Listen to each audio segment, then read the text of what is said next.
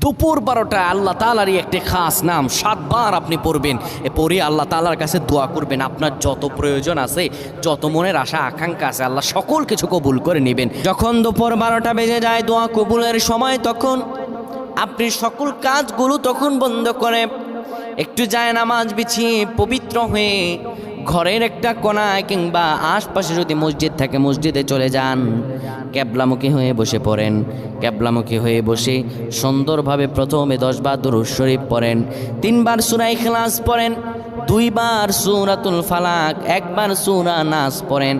এরপরে আপনি আল্লাহ তাআলার এই খাস নামটা ধরে পড়েন, আর রহমান আর রহমান আর রহমান 7 বার পরে এরপরে আবার দুরূদ পড়ে দোয়া করেন।